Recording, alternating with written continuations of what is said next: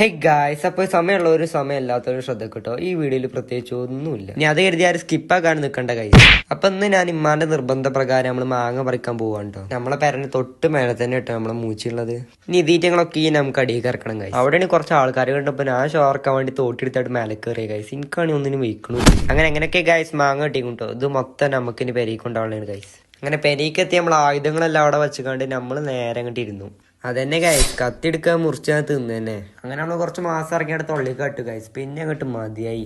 അതൊക്കെ കഴിഞ്ഞിട്ട് കുറച്ചു നേരം കഴിഞ്ഞ പോകണ്ട് എന്നെ വിളിച്ചു ഗൈസ്. ഇപ്പൊ എന്നെ കൂടാതെ ഒറ്റക്ക് സിനിമക്കോ വല്ല പ്ലാനോ ഗൈസ്. ഞാൻ ഓനെ വെറുതെ വിട്ടില്ല, ആൻപാടി ഓനെപ്പോഴും പോവാണ്. അങ്ങനെ തിയേറ്ററിക്കൊക്കെ എത്തിക്കണു. അങ്ങനെ കൗണ്ടർ പോയിക്കാൻ ടിക്കറ്റ് ഒക്കെ എടുത്തു കഴിയും. ഞങ്ങൾ ചിങ്കാനക്കാണ് വന്നത്, പക്ഷെ ഇവിടെ എത്തിയപ്പോൾ അതിന് ടിക്കറ്റ് ഇല്ല. അപ്പൊ നമ്മൾ മരണമാസനം കയറി. ഇവൻ ഗൂഗിൾ പേയിൽ കൊടുത്തതിന്റെ പുലിവണി കാട്ടും. അങ്ങനെ ഫസ്റ്റ് ഹാഫ് കഴിഞ്ഞു ഗൈസ്. കുഴപ്പമുണ്ടല്ലോ, നല്ല എന്റർടൈനിങ്, ചിരിച്ചാൽ നല്ലോണം. പിന്നെ എന്തെങ്കിലുമൊക്കെ നമ്മളൊരു പോപ്കോണും വാങ്ങി. പോപ്കോൺ കഴിഞ്ഞപ്പോൾ ഞാൻ കുറച്ച് ഓനോട് ചോദിച്ചോ, തരൂലെന്ന് മൂത്ത് നോക്കിയിട്ട് പറഞ്ഞു.